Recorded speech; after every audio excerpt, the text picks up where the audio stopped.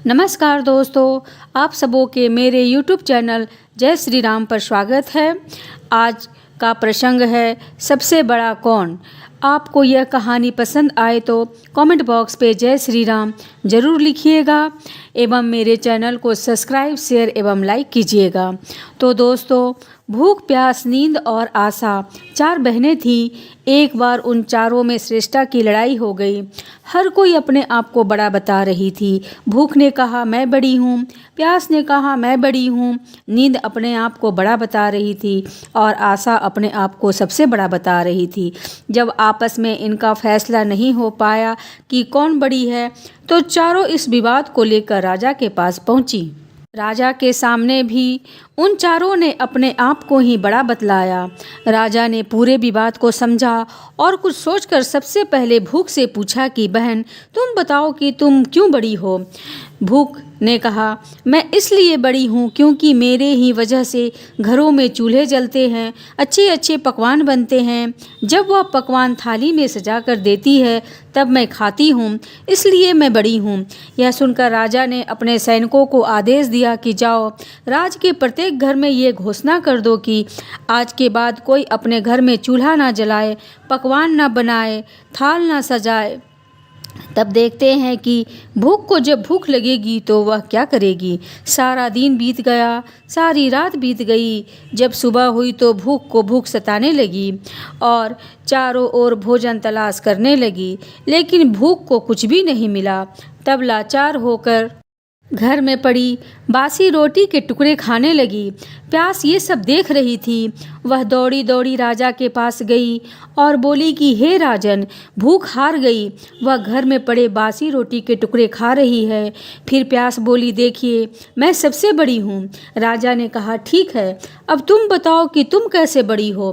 प्यास बोली मैं इसलिए बड़ी हूँ क्योंकि लोग मेरे ही कारण कुएं और तालाब बनवाते हैं, बर्तनों में भर कर पानी रखते हैं और वे जब पानी किसी बर्तन में भरकर मुझे देते हैं तब मैं पीती हूँ, इसलिए मैं बड़ी हूँ।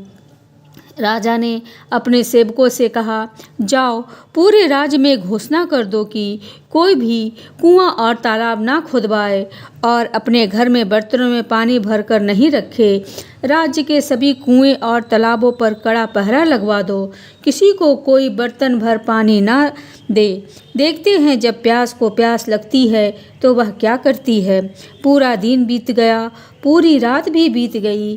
तब जब प्यास को प्यास सताने लगी तब वह यहाँ वहाँ भटकने लगी। जब उसे एक भी बूंद पीने के लिए पानी नहीं मिला तो मजबूर होकर वह झुककर एक गड्ढे में पानी पीने लगी। नींद ये सब देख रही थी। उसने तुरंत ही ये सब जाकर राजा को बतलाया और बोली प्यास हार गई, वह तो एक गड्ढे का पानी पी रही है, इसलिए मैं बड़ी हूँ। अब इसमें कोई संशय नहीं रह गया। तब राजा ने कहा कि अब तुम बताओ कि तुम कैसी बड़ी हो।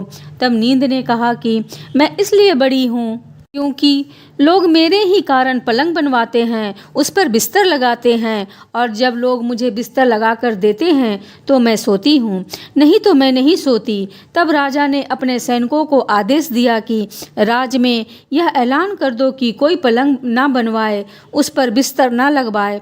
जब नींद को नींद आएगी तो देखते हैं कि वह क्या करेगी। दिन में तो सब ठीक रहा, पूरी रात बीत गई। उसके बाद नींद को नींद सताने लग गई। वो इधर उधर बिस्तर ढूंढने लगी। जब बिस्तर नहीं मिला तो वह मजबूर होकर ऊपर खाबड़ जमीन पर ही लेट गई। आशा यह सब देख रही थी। वह तुरंत ही राजा के पास पहुंच गई और बोली नींद भी हार गई, नरम बिस्तर की बात करने वाली ऊबड़ खाबड़ जमीन पर ही सो गई। वास्तव में भूख, प्यास और नींद तीनों में मैं बड़ी हूँ। राजा ने पूछा अच्छा तुम बताओ कि तुम कैसे बड़ी हो। आशा बोली क्योंकि मैं इसलिए बड़ी हूँ क्योंकि लोग मेरे कारण ही काम करते हैं, नौकरी धंधा मेहनत और मजदूरी करते हैं, परेशानियाँ उठाते हैं, लेकिन आशा के दीप को बुझने नहीं देते हैं।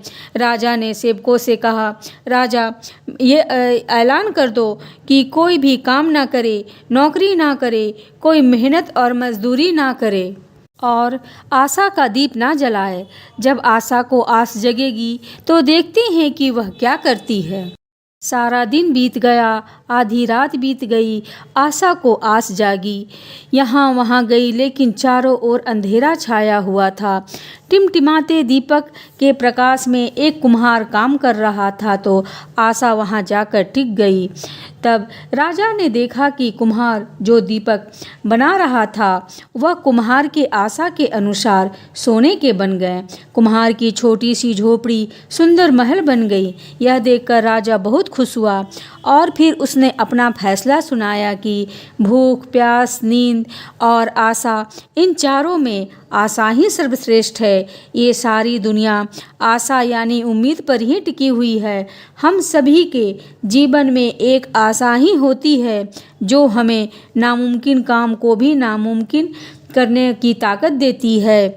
आशा घने अंधेरे में भी उम्मीद का किरण की तरह है, जो मनुष्य को घनघोर कष्ट में भी जीने की प्रेरणा देती है। इंसान हर बुरे समय में भी लड़ लेता है, क्योंकि उसे एक आशा होती है कि वह बुरा समय भी निकल जाएगा और अच्छे दिन भी आएंगे।